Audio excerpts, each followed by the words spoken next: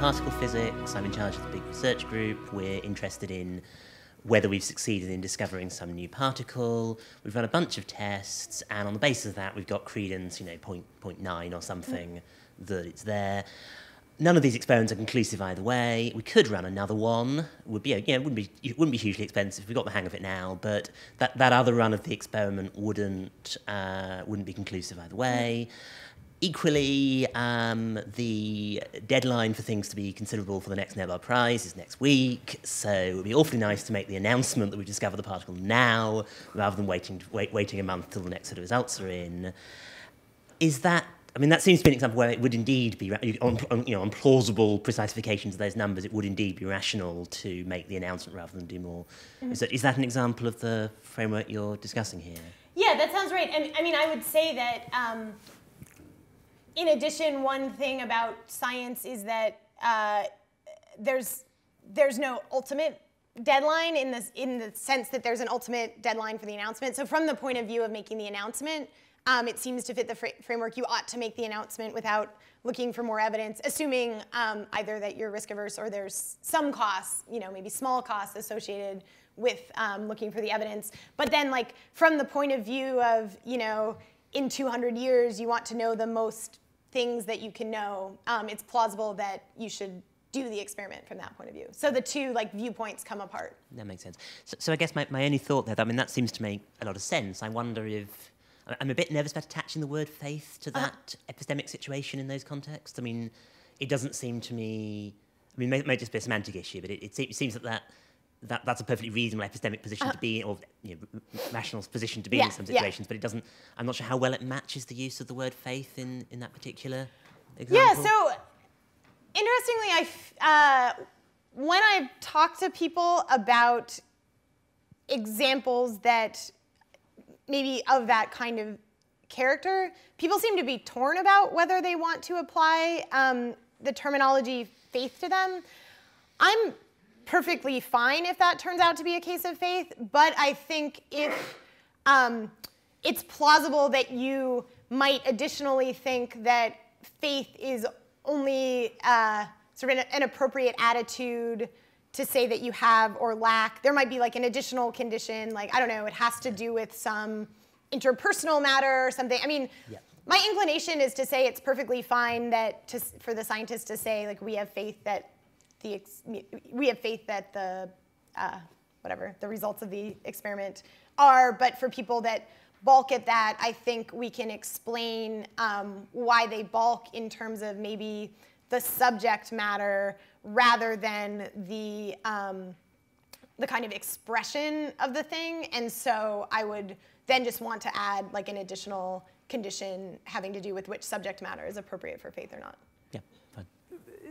The picture of science as it were neutral between fact and fact gathering, perhaps that one can cash that out somehow, but in fact science as a social institution works through funding agencies and decisions made by various kinds of bodies and individuals, and all of that sort of activity of science falls on the other side, doesn't it? It falls on the, whether it's appropriately called faith or not, but it falls on, there's perhaps some sort of highly abstract, rather schematic notion of what science is, which involves no faith, but actually all of the decisions on the ground will involve faith. Yeah, so one way to think about it is, in the case of, there is this, so think about the ideal versions of either domain. So of course, in both science and morality, there are going to be all these constraints that we face that ideally rational people in ideal environments don't face. So one way you might think of the upshot of this is that from the point of view of ideal science, we ought to continue to gather evidence, where ideal science is the thing where we care equally about all propositions, not just the propositions that are likely to win us a Nobel Prize if we know the truth about. But from the point of view of ideal friendship, it's false that we ought to gather more evidence. So the ideal versions of these domains come apart. Maybe practically, there's going to be some elements of you shouldn't gather evidence in the actual science domain, but the sort of deep point is that when we think about what we would hope things are like, the answers are actually different in the two domains. That's helpful. That's helpful. Okay, just a quick question about what you think about the rather famous case of Albert Einstein, who refused to accept Bohr's interpretations of quantum theory and insisted that there must be hidden variables, there must be some deterministic explanation. Now, I don't know whether you want to use the word faith about that. Was he irrational in ignoring the best interpretations that were available in physics, or would we admire his persistence and think that he might turn out to have been right after all? But in any case, it wasn't a matter of his, as it were, having this wonderfully dispassionate attitude of saying, well, I'll go where the evidence goes, and it looks as though determinism is not true at a subatomic level. So, yeah, that's a really good question. I mean, I think, so I haven't thought about that before, but just one initial thought is that you might think that it's actually important for the scientists themselves, especially when working on these kind of new paradigms, to not have a dispassionate attitude towards the proposition. So it might be that, so like, I guess, kind of abstract answer, whether Einstein was rational in doing that, instrumentally rational, like kind of depends on what the relevant payoffs are. And it might be that we could allow him to be rational in that case by thinking that there really is a high payoff of Einstein continuing his research program, if that's in fact true.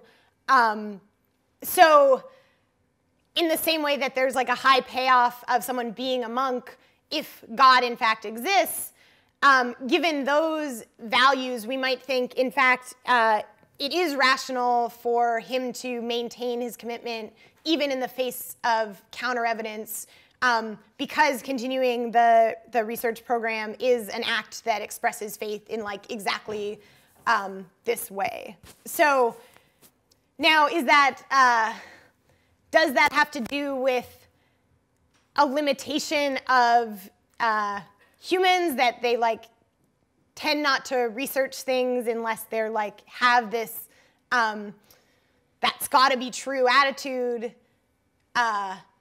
So it seems like that's what the defense is relying on, and then you might think like that underlying attitude is irrational. So perhaps an answer would be that he wasn't irrational given what actually motivates people and given the benefits of this successful research program, but just from the point of view of what he as a scientist should believe given the evidence and the norms of science, he was irrational. There's so much more to say, but anyway, thank our speaker again. Thank you, Lara.